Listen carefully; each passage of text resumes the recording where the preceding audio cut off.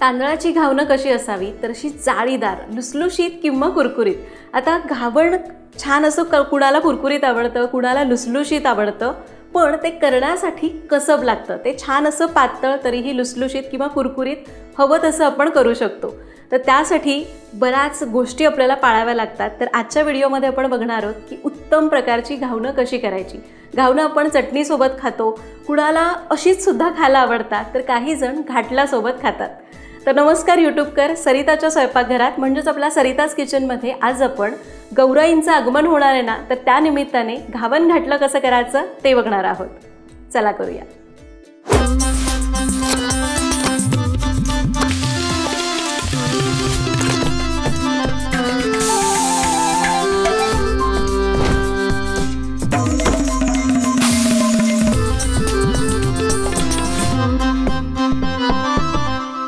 तर घावणं चटणीसोबत खाल्ली जातात किंवा बरेच जण नारळाच्या गुळवणीसोबत खातात. आज आपण घाटल्यासोबत करतोय, पण घाटलं करणारच आहोत. पण त्याआधी घावणाचं हे मिश्रण करून घेणं खूप महत्त्वाचं आहे.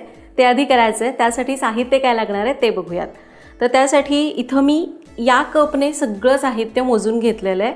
तुम्ही घरातली कुठलीही एक वाटी घ्या, भांडं घ्या, त्याच भांड्याने सगळं साहित्य इथं सांगितलेल्या प्रमाणात घ्या. तर इथं मी घेतलं आहे 1 कप तांदळाचं पीठ. हे तांदळाचं पीठ आपण मोदकाला वापरतो ना, तेच घेतलं आहे. तांदूळ स्वच्छ धुवायचे, फॅनखाली सुकवायचे आणि दळून आणायचे. 1 कप तांदळाची पिठी, चवीपुरतं मीठ, घावणं भाजण्यासाठी तेल लागणार आहे किंवा तूप वापरू शकता, आणि लागणार आहे पाणी. आता सगळ्यात पहिल्यांदा आपण हे मिश्रण करून घेऊ. तर एक बोल घेतला आहे, त्यामध्ये घ्यायची आहे तांदळाची पिठी, त्यामध्ये घालायचे चवीपुरतं मीठ. याला मिक्स करूयात.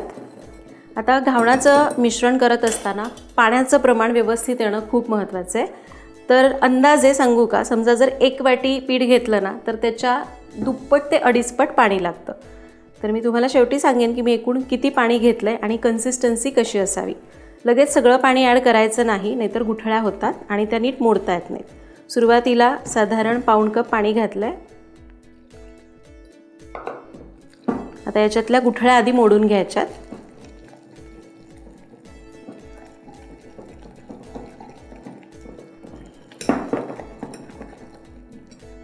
तर बऱ्यापैकी याच्यातल्या सगळ्या गुठळ्या मोडल्या गेल्या. आता अजून पाणी वाढवूया.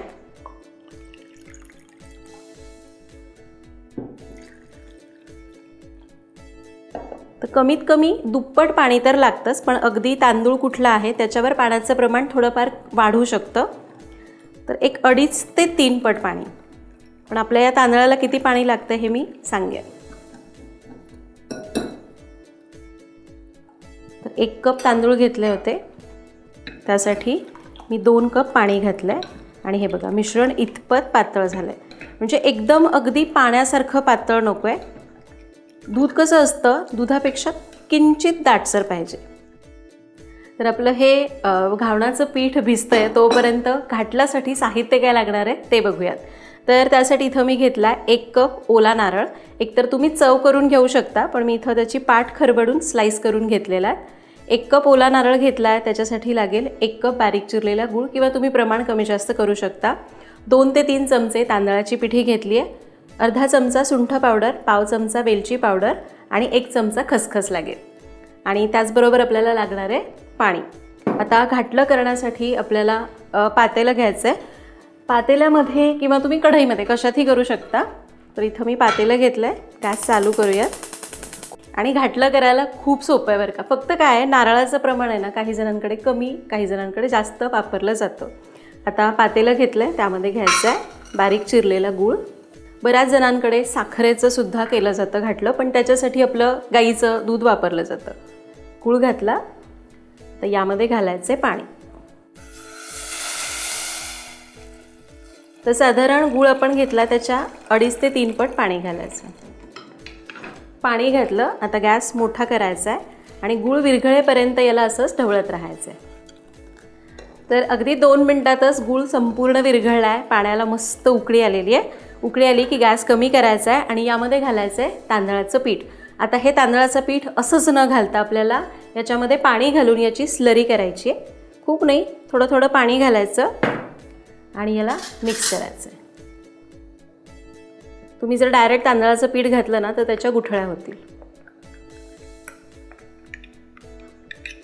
तर हे बघा आपली ही स्लरी तयार झाली आहे. आपण चायनीजला कॉर्नफ्लोअरची स्लरी करतो ना तसं. तर आता गॅस कमीच ठेवायचा आणि या उकळत्या पाण्यामध्ये आपल्याला ही स्लरी घालायची.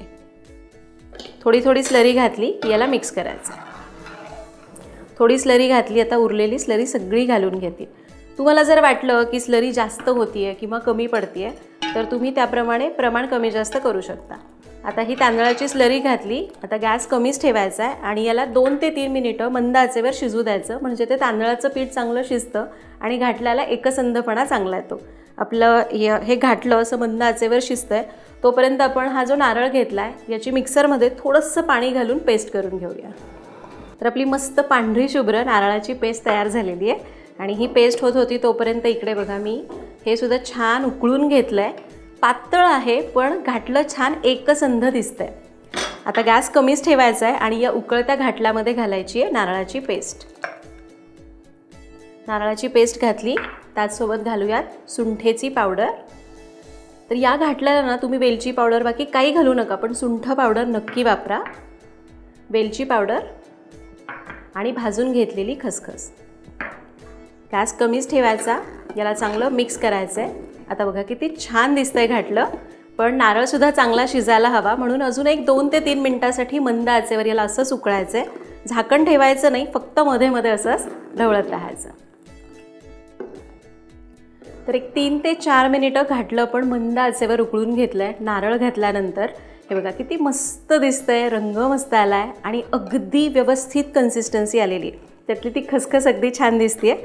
आपलं घाटलं तयार झालेलं आहे. गॅस मी बंद करते आहे. आता लगेच आपण घावणं करायला घेऊ. तर आपण याला जरा इकडे शिफ्ट करूयात आणि घावणाचा तवा गॅसवर चढवू. गॅस चालू करूयात. तर जेव्हा आपण भिडाचा तवा वापरतो ना तेव्हा एक गोष्ट लक्षात घ्यायची, तो कितीही सीझन असला ना आधी तेल लावून घ्यायचं, टिश्यूने पुसून घ्यायचं आणि मग गॅस चालू करायचा, म्हणजे घावणं डोसे तुम्ही जे काय करता ना ते चिकटत नाही. दुसरीकडे आपलं तांदळाचं पीठ म्हणजेच आपलं घावण्यांसाठीचं मिश्रण पण चांगलं भिजलेलं आहे. तसं तर 20 मिनिट पण पुरेसे होतात, पण अर्धा तास पीठ चांगलं भिजलं आहे आणि याला एकदा ढवळून घ्यायचं, कारण तांदळाची पिठी आहे ना तळाशी जाऊन बसते. ती व्यवस्थित चांगली पाण्यामध्ये मिक्स करायची आहे. एकदा चेक करा की कन्सिस्टन्सी कशी आहे. कधी कधी तांदळाचं पीठ पाणी ओढून घट्ट होतं, तसं वाटलं तर पाणी वाढवू शकता. तर याला मी चांगलं आता ढवळून घेतलं आहे. दुसरीकडे आपला तवासुद्धा चांगला तापलेला पाहिजे. जर घावण्यासाठीचा तवा नीट तापला नाही तर घावणं चिकटून बसतं किंवा गोळा होतं. तर घावणं सोडत असताना गॅस मोठाच ठेवायचा आणि घावण आपण पळीने पण सोडू शकतो, पण असा जर पेला असेल ना फुलपात्र त्याने खूप छान घावणं सोडली जातात आणि जाळी पण चांगली येते. तर एकदा तळापासून ढवळून घ्यायचं.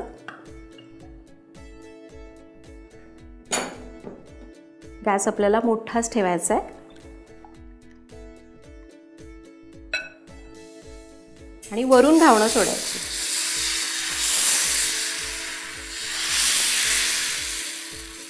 आपण जेवढं वरून सोडतो ना तेवढी जाळी चांगली पडते. घावणं सोडून झाली की गॅस कमी करायचा. आता याच्या कडेने तेल सोडूयात. थोड्याशा कडा सुटल्या की तेल किंवा तूप तुम्हाला जे हवं ते तुम्ही वापरू शकता. तेल सोडलं. आता गॅस कमी करायचा आणि याला झाकून साधारण 1 ते 1.5 मिनिटांसाठी असंच मंद आचेवर ठेवून द्यायचं.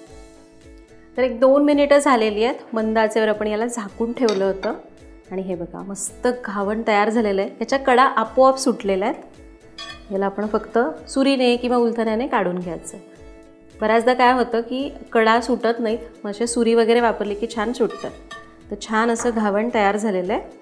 आता जर तुम्हाला कुरकुरीत घावण पाहिजे ना तर न झाकता शेकायचं, आणि जर तुम्हाला मऊ लुसलुशीत घावण पाहिजे तर आपण आत्ता केलं ना तसं झाकून शेकायचं. हे बघा मस्त घावण तयार झालेलं आहे. तुम्हाला कळत असेल किती सुंदर जाळी आलेली आहे. पीठ असं काही आंबवलं वगैरे नाही तरी छान घावणं तयार होतात. आता पुन्हा तव्याला तेल लावायचं आणि उरलेली सगळी घावणं आपण अशीच करून घेऊया. तर मस्त कुरकुरीत जाळीदार घावणं आपण तयार होत आहेत. आणि दुसरीकडे आपलं छान एकसंध नारळाचा स्वाद असलेलं घाटलं तयार झालेलं आहे. काय करायचं, असं घातलं गरमागरम, त्याच्यासोबत हे कुरकुरीत किंवा असं मऊसूत तुम्हाला जसं आवडतं तसं घावणं तयार करायचं आणि त्याच्यात बुडवून खायचं. इतकं मस्त लागतं ना चवीला. जर तुम्ही याआधी असं नारळाच्या स्वादाचं घाटलं कधी केलं नसेल ना, तर ही रेसिपी एकदा करून बघा. करायला तर सोपीच आहे, पटकन होते. बाप्पा आलेले आहेत, तर बाप्पांच्या प्रसादासाठी एकदा असा प्रसाद करून बघा. कमेंटमध्ये सांगा. पुन्हा भेटूयात अशाच एका नवीन व्हिडिओमध्ये. तोपर्यंत धन्यवाद.